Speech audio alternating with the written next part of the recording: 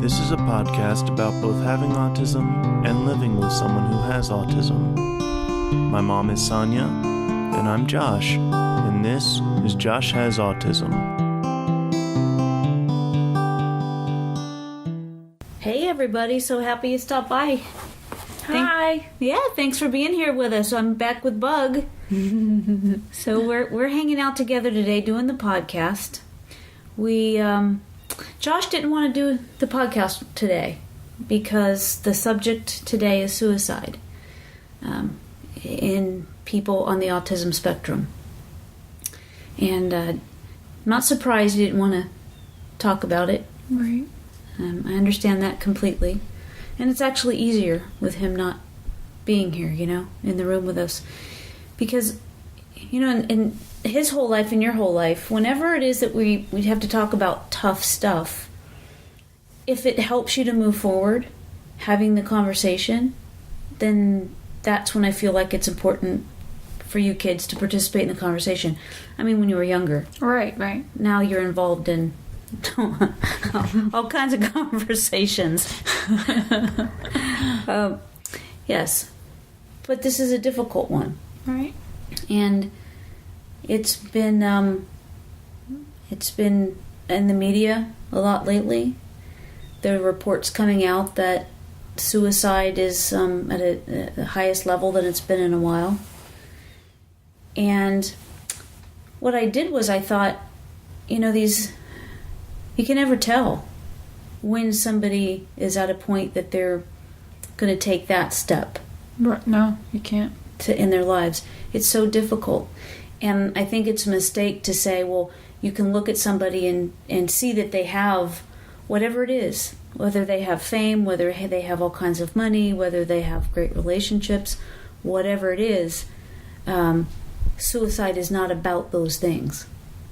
So it doesn't make a difference. And so it got me thinking that I wondered what the suicide rate is for people on the autism spectrum. And what kind of searches have been done. And what I found out is there's not been much at all. There just have not been many searches at all. We'll talk in a little bit about one that I did find that actually Dr. Ogilvy sent to me. And it's from the Florida State University. Mm-hmm. So that's the one we'll be using for our information today. Some of it. But what's difficult about knowing when somebody has autism, if they're depressed or not, difficult part of that is that the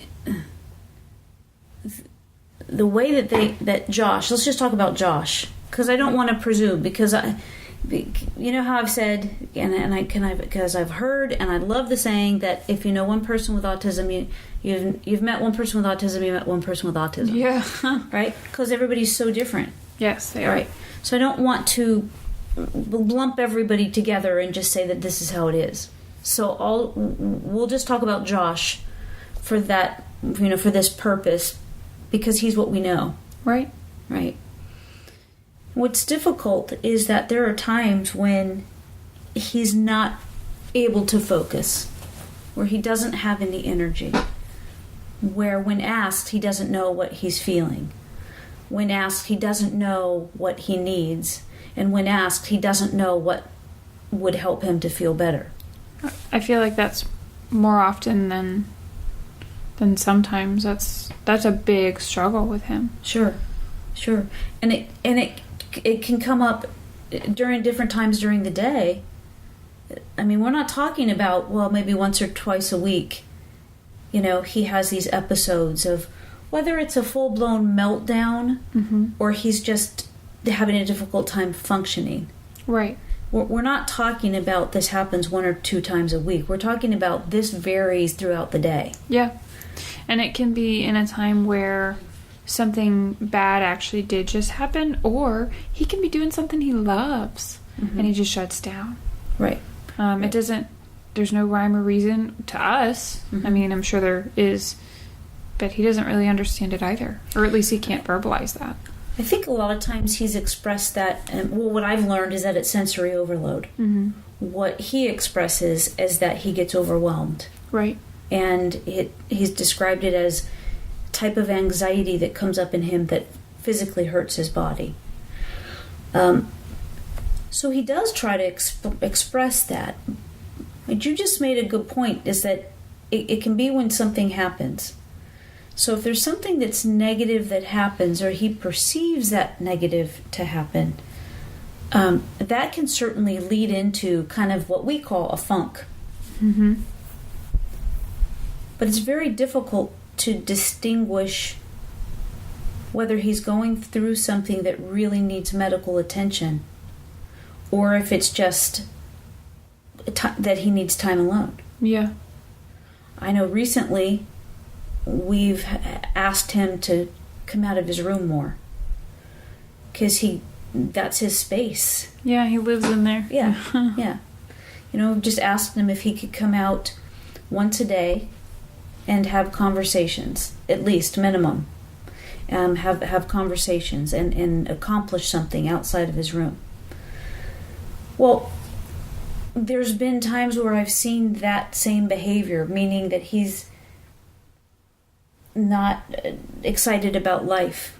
There's nothing that he really is doing outside of the house. Right. Not much that he's doing outside of his room. He's sleeping a lot.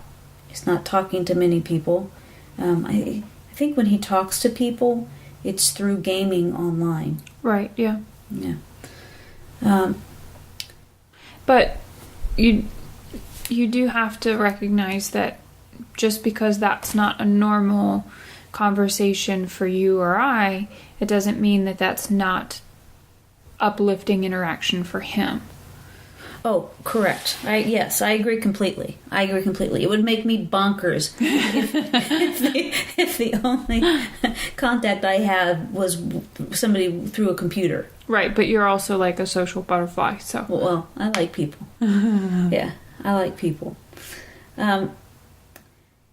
It's difficult. It's a difficult thing, though, with how he presents at any given time, to know whether he needs medical attention or he doesn't need medical attention. Right. And because of that, what we do is we kind of keep a close eye on him all the time. We've never talked about that on a podcast before. But when we talk about Josh shutting down, there can be those times that it's just a little blip, and he gets over it. Right. But there are those times when he is not okay. Yeah. And there have been times when he's not okay, and I take him to his therapist. So he sees a therapist once a week, and he also sees a psychiatrist once a month. So the difference in that is that a therapist talks to him, they set up plans for, him to be successful in his daily activities. Then the psychiatrist is the one that handles the medication. Right. That's the distinction between the two. I didn't know if you knew that or not. But, oh, yeah. Okay. I figured you did, because you've been around this for, 26 years? Almost 27 in 2 days. Yep. So happy birthday. Thanks. Yeah. It's a very difficult... this is a very difficult subject, and it's a difficult experience to know when anybody needs help, unless they say they need help. And what I found out in doing a lot of the research that I did this week and trying to find out, has there been studies about, people on the spectrum? And what I found out is that most people don't say they need help. Right. It's something that people don't talk about. And when I spoke to some professionals this week, what they said is to be very specific and go ahead and ask those questions. Even though they're tough questions. If you're concerned about somebody, and since this is a podcast about Josh having autism, that's something that needs to happen. Right. That I need it. This expert is telling me that I need to use the words. Do you ever think about suicide? Or they said, do you ever think about killing yourself? as a mom, that just, It hurts. It's too much. Yeah. Yeah. Because the reason that it hurts so bad is because Josh hurts so much in his everyday life. He hurts. And I wish that I could take that away. He says that he's never thought about killing himself. And I'm grateful for that. Right. But what I've been reading about is that it is prevalent. Not only is it prevalent with people on the spectrum, the numbers are astronomical compared to neurotypical people. And that scared me. That's why I'm like blubbering right now, because it really scares me.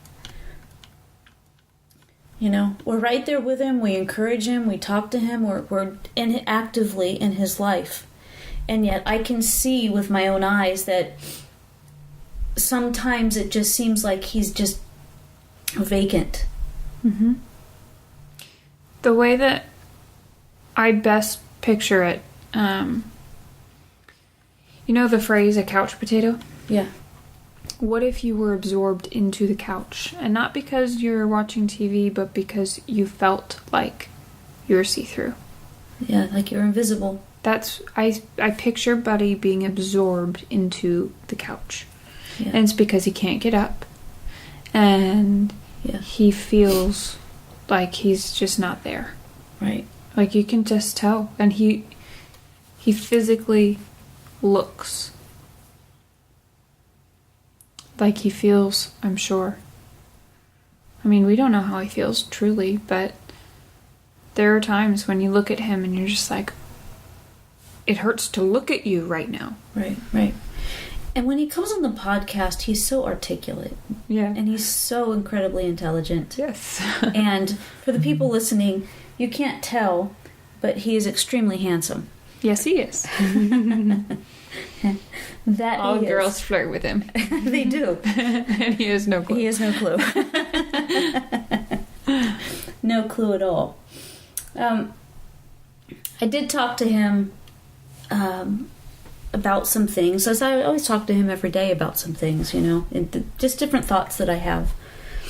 And I asked him what are the things that are difficult in his life, that are maybe outside of him, outside of the anxiety, outside of the stress that he feels that just comes up on a regular basis.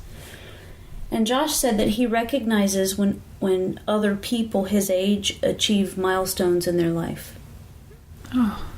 So he recognizes that when somebody his age that he's been friends with or an acquaintance with, when they get a job or when they graduate from college. I did that backwards because most of the time you graduate from college and then get a job. Get married, or even before that, just have a relationship with somebody, like a long-term relationship, have kids. All of those things. He says that he recognizes those things. And when he sees those, he didn't use these words because it's not in him to use these words, but I knew what he meant was that he feels less than.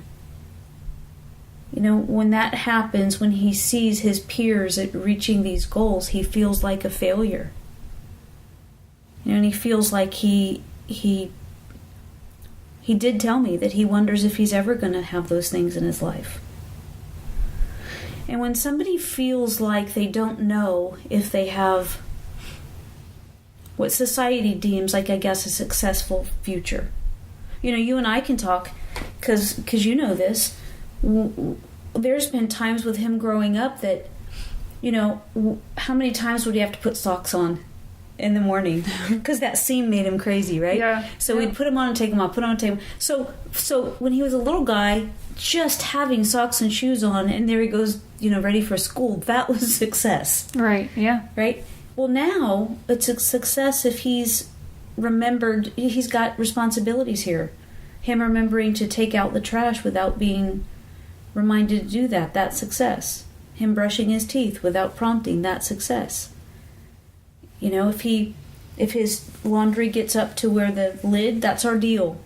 Because his room can stink. So the deal is that the laundry gets up, and if that lid on the laundry hamper raises up, he has to do all of the laundry. And if he recognizes that on his own, that's success. Right. Because those are the kind of things that don't come naturally to him. Mm-hmm. He can look right at something and it doesn't register that he needs to take action. He can see it for what it is, but it doesn't register that he's got to take action. So there are successes that happen every day in his life, and yet he recognizes those successes are not what he sees in other people. Your buddy tells me on a pretty regular basis how awesome I am, how cool I am. Mm-hmm. He always tells me, he's just so proud of me. Mm. And, after hearing that, it kind of hurts. Yeah. Because he does. He watches the things I do. And not to say that he's looking at the things I do and he's being envious, because he truly is proud of me. Right. And I'm like, I just had a kid. Okay, that's a big deal. But you know what I mean? Yeah. Whatever it is, he's so proud of me for the small things, and to him, they're huge. And that's the difference, to me at least. Right. I think that those things are a big deal for anybody. It's part of life, whether you choose to or not, to have kids or not have kids. Well, that was a bad example. But it's one of those things that he's recognizing. Right. Mm-hmm. He's a fantastic uncle. Oh my God, I would not terrific. trade him in with anybody. My kids, they just started talking, and they both, Josh, Josh. Yeah, yeah. It's really cute. Out of a 1.5-year-old. Yeah, it's adorable. Mm-hmm. One of the things that came to mind, that I had read this before when he was talking about these milestones that people make, is that jobs are often hard to find and then hard to keep for somebody on the spectrum. Right. It's not always the case. It has been the case for Josh. And, we celebrate that he just completed a class in college and got a B. Mm-hmm. That's success. Yeah.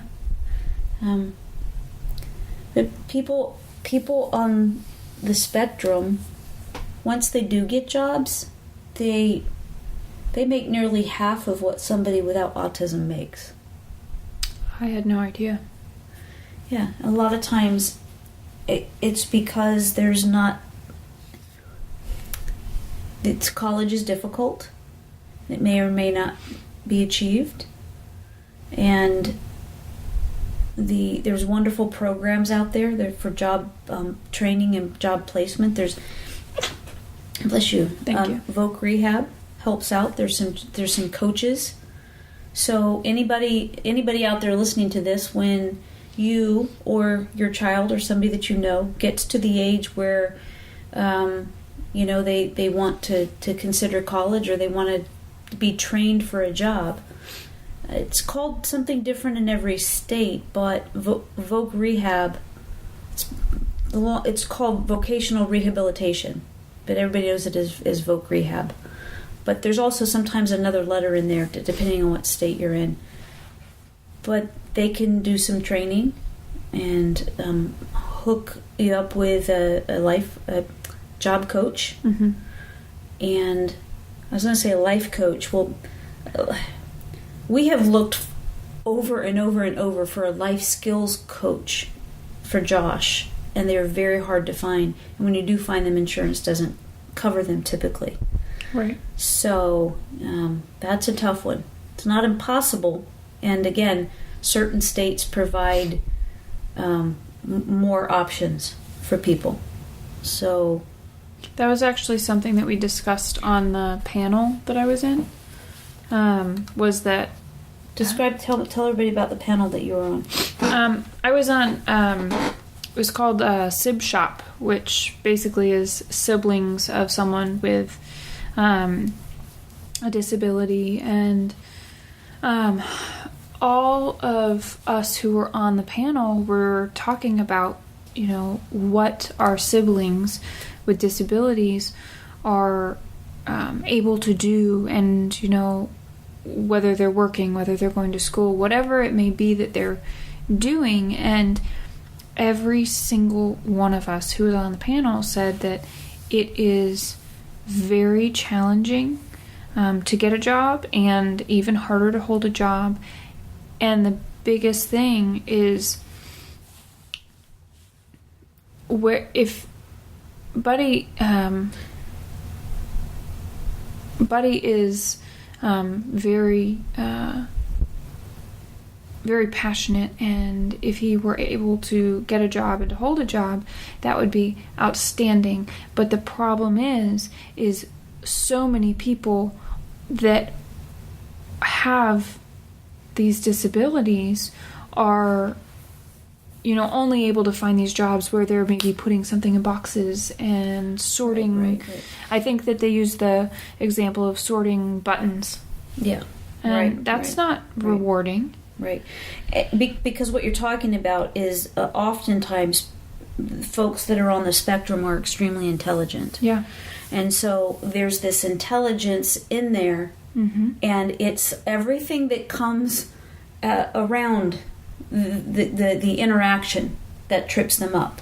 They're very intelligent, and yet the social interaction, it's the having to get someplace on time. It's having to understand what the directions are. It's right. And if we talk about the sensory overload that Josh has shared with us before, if that happens here at home, then I can understand how it would even happen more so when he's out, and if he had to be someplace at the same time every day for the same hours every day. Right. There are just some times that that consistency is hard to maintain. So I want to get back to the suicide. Sorry. No. Did you finish what you were saying? Yeah. Okay. I think everything that we're talking about is significant to the subject, because if you think about it, those things can lead to a person feeling like, what's the point? Right. I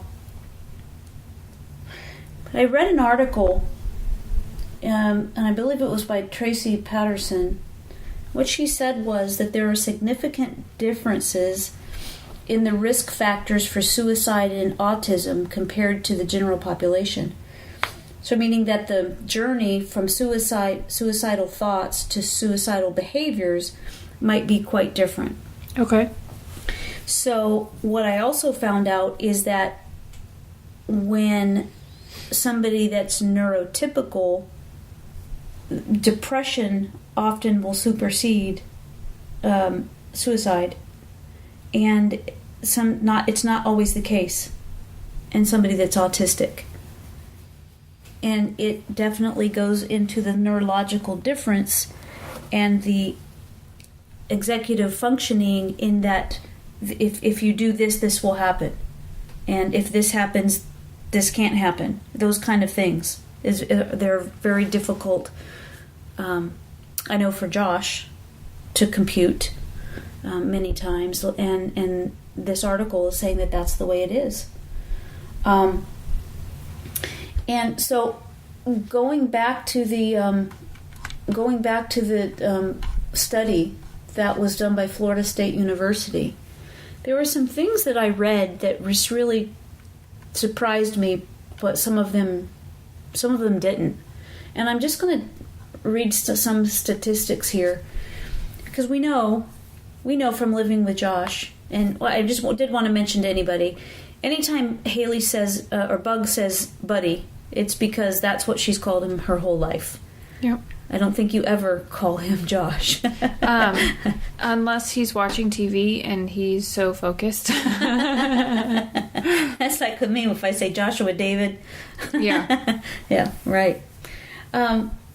So anyway, on this study that was done, so to give you a little background here, this study reviewed medical records of more than 2.5 million adults from 2008 to 2012. And this study included 2,108 adults with autism and 21,080 non-autistic patients. The study findings were that adults with autism spectrum disorder, ASD, have higher than normal rates of nearly all major medical and psychiatric disorders. Increased health problems extended across all age groups, from young adults to senior citizens. So here are just a couple of them. So gastrointestinal disorders. This is for among adults with on the autism spectrum.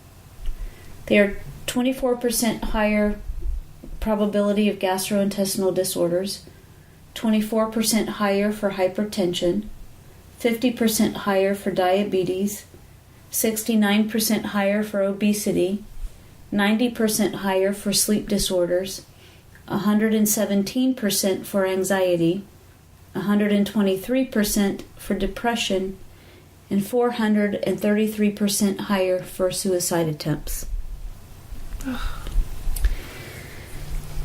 And I did not know that.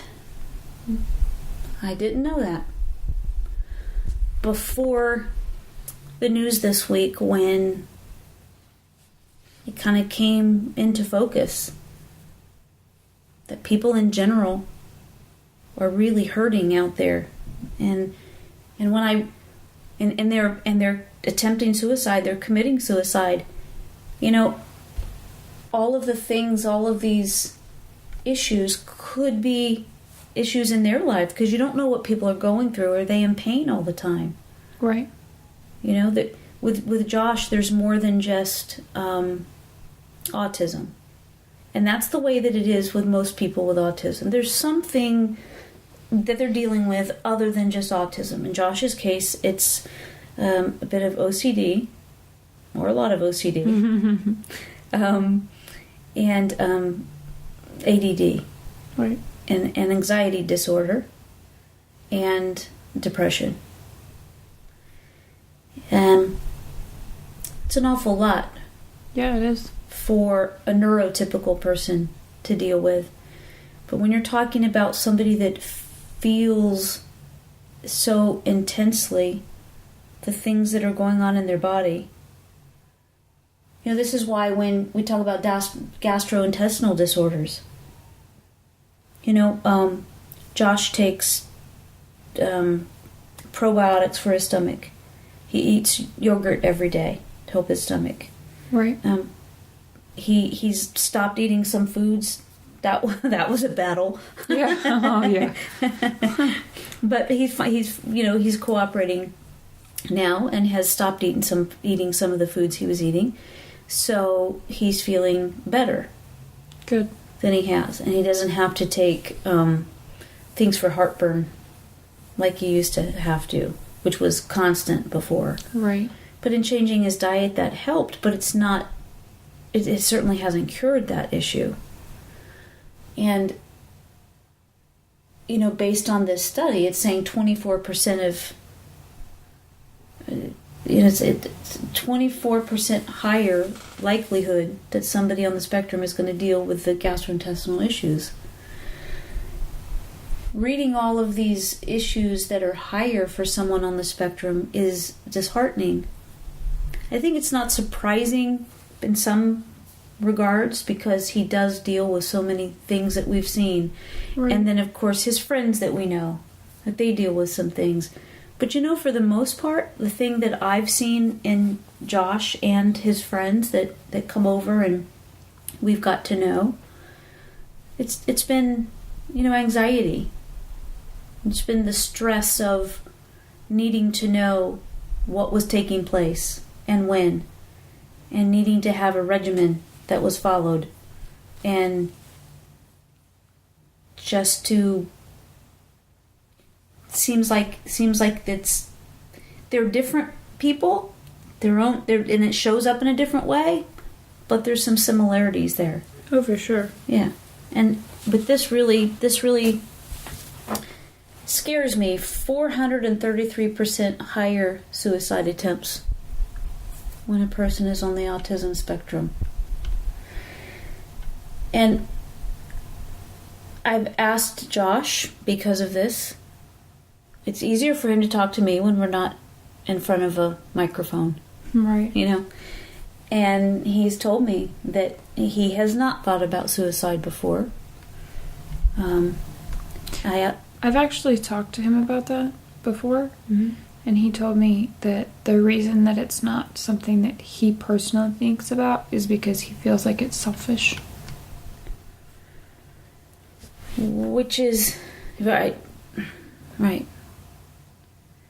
He's mentioned that to me before as well, and I think that at the point that somebody is so distraught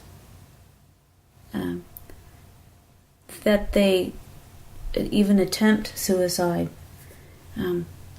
those things that's not something that's a rational thought. Right. So I understand what he's saying, but I also understand that those are not words that are going to benefit somebody that is in that situation. But it's interesting that he says that, because haven't there been times when you see him and he just is so depressed that you worry that he's just not okay? Yeah. And I think that happens often, and I know that we're all around him. He's got a great support here. And right along with that, I just had, he makes me bonkers sometimes. But I'm so grateful that he's got the family that he does, to the extended family that supports him in the way that they do. And he's a wonderful person, and people on the spectrum are wonderful people. Yeah. Aren't they? Yep, they are. Yeah. They're like angels. Yeah. Yes. I agree with that completely. And in school, what I did notice is that in elementary school, and I was interested to find that the study that I was just talking about, it referenced this as well, that when somebody with autism is in elementary school, they can get invited to different functions, they can be asked to participate, and that changes when they're about the time that they reach middle school, because then other kids begin to see that they're different. Other kids begin to see, and it happened for Josh even when he was in elementary school, this one, that other students begin to recognize that they can trigger him. Right. And when they trigger him, they can cause a meltdown. And for some people, doing that to others, it is a fun thing to do. So in this study, it referenced that once they're in middle school, they begin to get tormented more. They begin to get bullied. And the low self-esteem that they already have, because at that point, too, they're beginning to recognize that they're not like everybody else. Which is why I spent so much time in Josh's life letting him know that he doesn't need to be like everybody else. That's not the point. That's not the point of any of this. Mm-mm. of any of it. The doctors, the medication, the whatever. It wasn't the point of any of it. Is to get him to conform to what everybody else is doing. It was all that anybody wants is for him to be okay. Exactly. And for him to be safe. And that's another thing that because Josh doesn't, because he trusts everybody, there's an opportunity for him to be taken advantage of. And when those things have happened to him in his life, afterwards he feels pretty bad. And those aspects of himself that are not like everybody else are, to him, feel huge. So it's a constant battle for him to feel okay, for him to feel good about who he is, and to be able to move forward in life. And that's all he wants. And when it doesn't happen, that's when we worry. Because that's when depression happens. And like I said, sometimes it's not... it's so hard to tell. With Josh, with somebody on the autism spectrum, often it's so hard to tell. Is that depression, or is it just the way they're presenting, the affect is just kind of such a lack of energy, lack of motivation that you just can't tell. Right. One of the things that I read about was suicidal people. They feel hopeless and helpless and worthless, isolated and lonely. Irritable, depressed, unloved, and like a burden, and like they don't belong, and disconnected and powerless. And I read this list, and what seems so scary to me is because those are the things Josh has talked to me about. Right. Has he talked to you about that? Yeah, on different levels, I think. Because he doesn't come out and say. No, it's not something that Buddy would bring up. It's always, if I check in on him and I say, hey, what's going on with this? And he doesn't really offer details of his own life. I have to ask about specific things, or it just isn't something that comes to mind. And you have to ask the specific, correct question, too. Yeah, you do. So that's why I'm being told, and I'm passing on to anybody out there listening, said if you're concerned about somebody that's on the autism spectrum, it is important to ask them about suicide. Once they're old enough to understand that, and once... because it's something that they're not typically going to verbalize. So the crisis signs in people with autism, because they may be nonverbal and they might not reach out to others, which is a social skill. And we've seen this. If it's a rough day, there's no communication, even if it's not to the level of suicide. So it just, it's difficult to think about this. But we just talked about this, that the crisis signs in people with autism, they may not describe themselves as being depressed, but they might be having acute panic attacks, which we've seen in Josh. They might use words that are different than what we would typically think. One person described it, a gentleman that was on the spectrum that was dealing with these thoughts of suicide, described himself as now darkness. A woman on the spectrum constantly thought it was time to leave this planet in search of another galaxy where she would fit in better and find a friend. Oh, that's so sad. I think that's what the person was writing about when they were saying that the depression for somebody that's neurotypical, they might not see I'm just going to leave, whatever it is, I'm just going to leave this situation because it's too hard. And that's devastating. When somebody on the spectrum is feeling like this, they don't verbalize it in the same way, and cognitively they don't think of it the same way, because they think of this as I'm not going to finish that statement and generalize, because everybody's different. Right. And I almost made a mistake there by generalizing that, and I don't want to do that. I don't want to do that.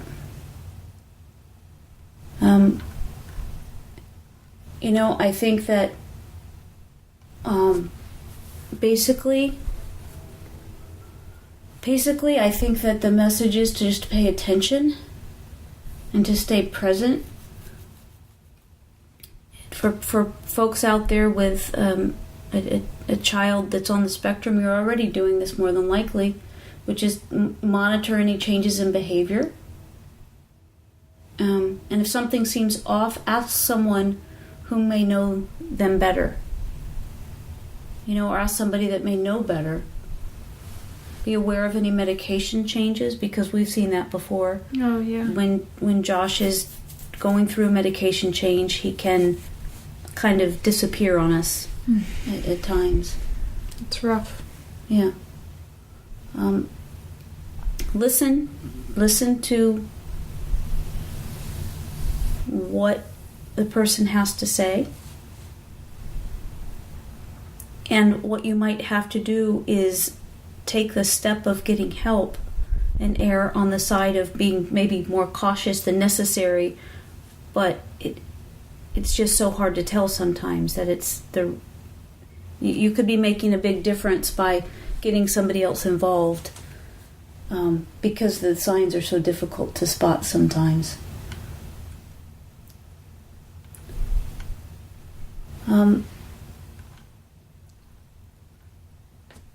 This has been